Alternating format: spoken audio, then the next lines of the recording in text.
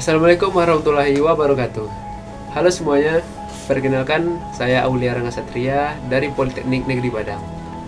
Pada kesempatan kali ini, saya akan membahas sebuah komponen penting dalam sistem tenaga listrik, yaitu transformator satu fasa.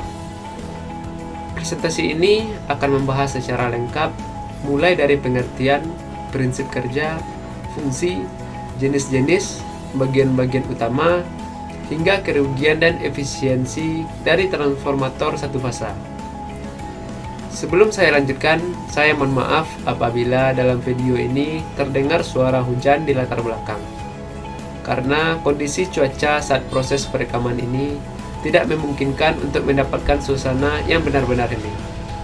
Saya harap hal ini tidak mengganggu kenyamanan teman-teman dalam menyimak materi yang saya sampaikan. Terima kasih atas pengertiannya. Langsung saja kita mulai.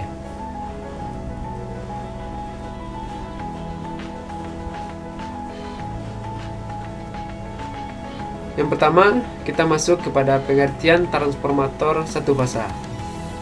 Transformator satu fasa atau disebut juga trafo satu fasa adalah perangkat listrik statis yang digunakan untuk mengubah tegangan arus bolak-balik AC dari satu level ke level lainnya, baik menaikkan maupun menurunkan tegangan. Trafo ini terdiri dari dua lilitan utama. Yang pertama yaitu kumparan primer dan kumparan sekunder yang dililitkan pada sebuah inti besi. Trafo banyak digunakan dalam kehidupan sehari-hari, misalnya dalam peralatan elektronik rumah tangga, pengisi daya, hingga dalam sistem distribusi tenaga listrik di perumahan dan industri. Yang kedua, kita masuk kepada prinsip kerja dari transformator. Prinsip kerja transformator berdasarkan pada hukum induksi elektromagnetik yang ditemukan oleh Michael Faraday. Ketika arus bolak-balik mengalir melalui kumparan primer, ia menciptakan medan magnet di sekitar inti besi. Medan magnet ini berubah-ubah sesuai dengan arus AC, dan perubahan ini menginduksi tegangan di kumparan sekunder. Besar tegangan hasil induksi tergantung pada rasio jumlah lilitan antara kumparan primer dan kumparan sekunder. Jika lilitan sekunder lebih banyak, maka tegangan akan meningkat, atau yang bisa kita sebut dengan step up. Sebaliknya, jika lilitan sekunder lebih sedikit, tegangan akan menurun, yang kita sebut dengan step down. Selanjutnya, kita masuk ke fungsi dari transformator. Fungsi utama dari transformator adalah untuk menaikkan step up atau menurunkan step down tegangan listrik AC.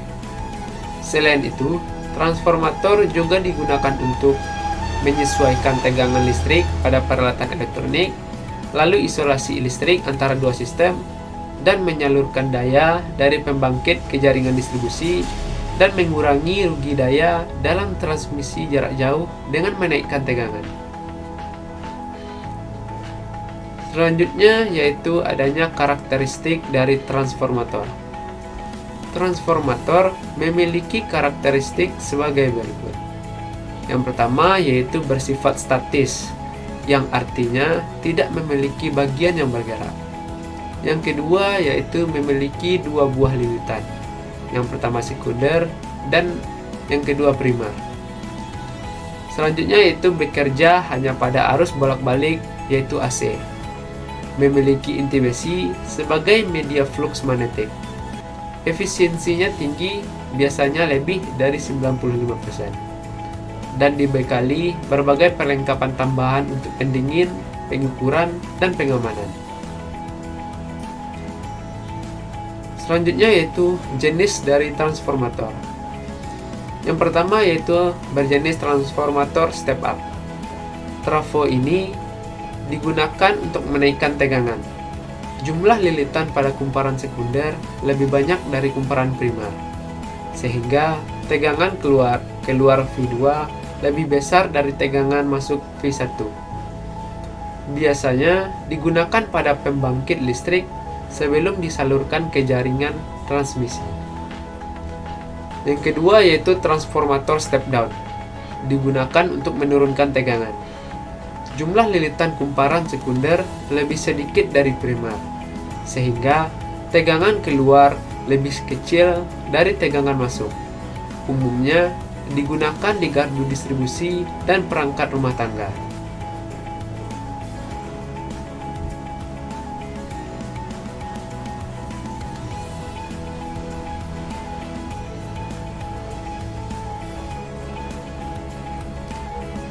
Selanjutnya yaitu adanya bagian-bagian dari transformator. Yang pertama, bagian dari transformator adalah inti besi. Bagian transformator pertama, inti besi ini yaitu adalah inti besi yang dililit dengan kawat penghantar. Jumlahnya satu dengan lainnya memang berbeda, disesuaikan dengan fungsi serta untuk apa trafo tersebut dimanfaatkan. Bahan pembuatannya setiap pabrik memang tidak sama, tetapi sebagian besar merupakan bahan besi atau lunak terdiri dari beberapa lembar dan disusun dengan formasi tertentu. Perlu diketahui, bahannya tidak boleh sembarangan. Bagian-bagian transformator inti besi tersebut biasanya mempunyai kerugian nilai daya. Untuk menghindarinya, diperlukan beberapa bahan bermutu dan berkualitas tinggi. Dengan begini, mampu menekan kerugian jumlah daya sampai 90%.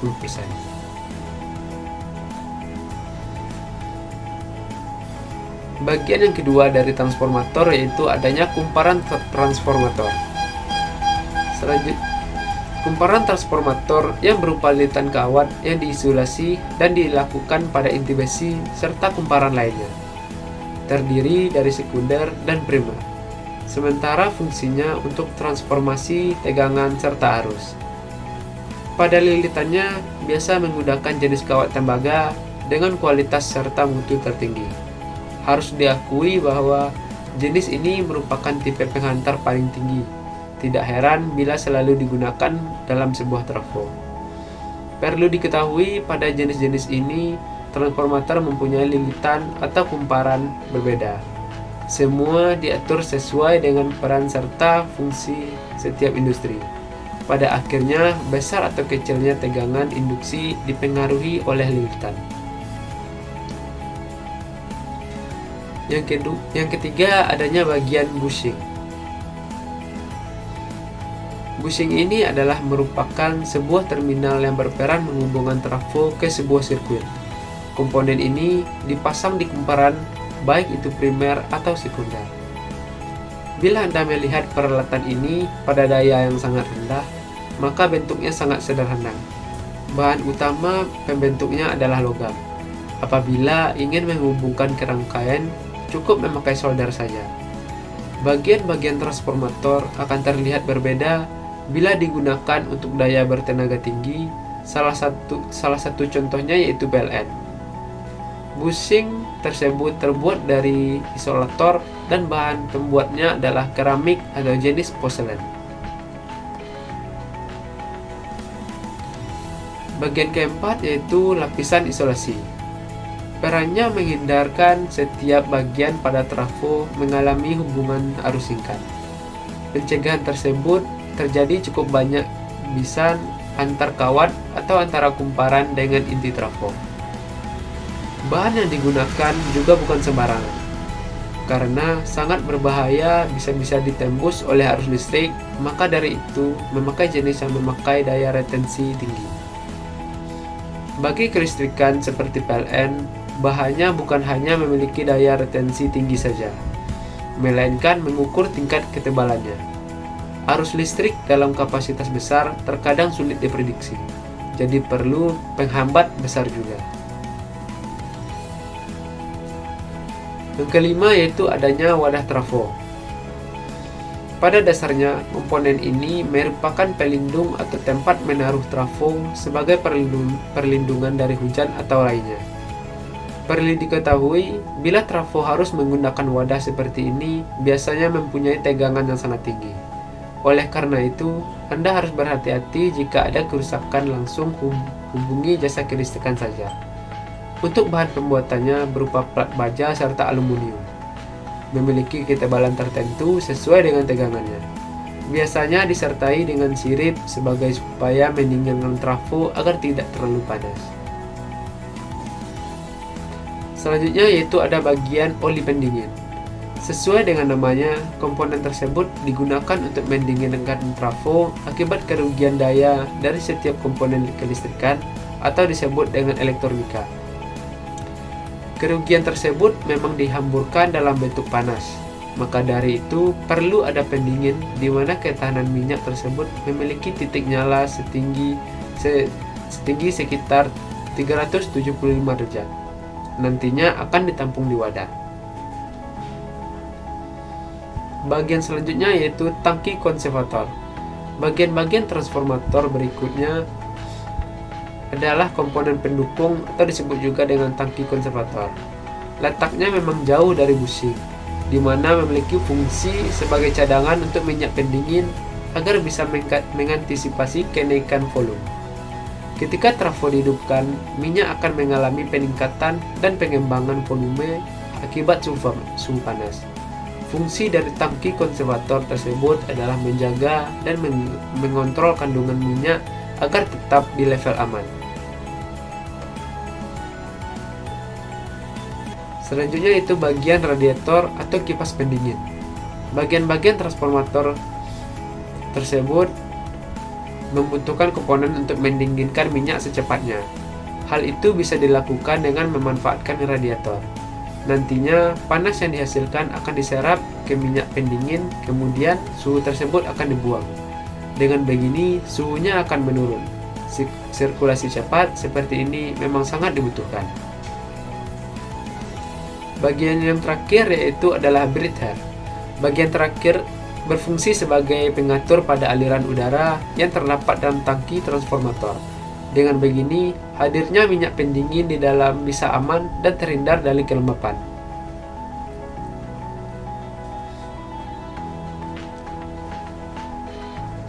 Selanjutnya yaitu apa itu polaritas dari transformator. Polaritas mengacu pada arah tegangan antara kumparan primer dan sekunder saat dioperasikan secara paralel. Terdapat dua jenis polaritas. Yang pertama yaitu berjenis additif, yaitu tegangan primer dan sekunder sefasa dan saling menambah. Yang kedua yaitu berjenis subtraktif, tegangan tidak sefasa dan saling mengurangi. Pentingnya polaritas sangat krusial dalam sistem paralel agar tidak terjadi arus sirkulasi yang merusak transformator. Selanjutnya kita masuk kepada rugi-rugi pada transformator. Yang pertama yaitu adanya rugi histeresis. Terjadi karena magnetisasi dan demagnetisasi berulang pada inti besi. Untuk meminimalkan, digunakan material inti yang memiliki histeresis rendah. Yang kedua yaitu adanya rugi arus eddy. Arus liar yang terbentuk dalam inti karena perubahan medan magnet. Diatasi dengan menggunakan inti berupa lapisan tipis dan terisolasi. Yang ketiga yaitu adanya rugi flux bocor. Tidak semua flux dari kumparan primer berhasil mencapai kumparan sekunder. Ini menyebabkan rugi daya karena flux tersebut keluar dari jalur magnet. Yang keempat adanya rugi tembaga. Terjadi karena hambatan kawat pada kumparan yang dilalui arus. Rugi ini sebanding dengan kuadrat arus dan bisa dikurangi dengan kawat tembaga berkualitas tinggi. Selanjutnya yaitu tentang efisiensi transformator.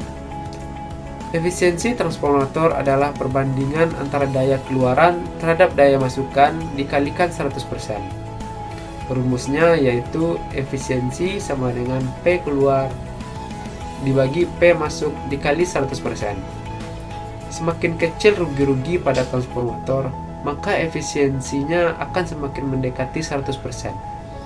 Trafo yang baik biasanya memiliki efisiensi lebih dari 97%, bahkan bisa mencapai 99% pada sistem yang besar. Sebagai penutup, dapat kita simpulkan bahwa transformator satu fasa adalah perangkat yang sangat penting dalam sistem tenaga listrik, baik untuk penggunaan rumah tangga maupun industri. kita telah mempelajari bagaimana transformator bekerja, jenis-jenisnya, bagian-bagiannya, serta cara meminimalkan kerugiannya. Dengan pemahaman ini, kita bisa lebih menghargai peran transformator dalam kehidupan sehari-hari.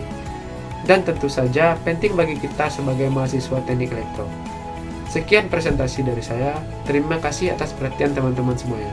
Wassalamualaikum warahmatullahi wabarakatuh.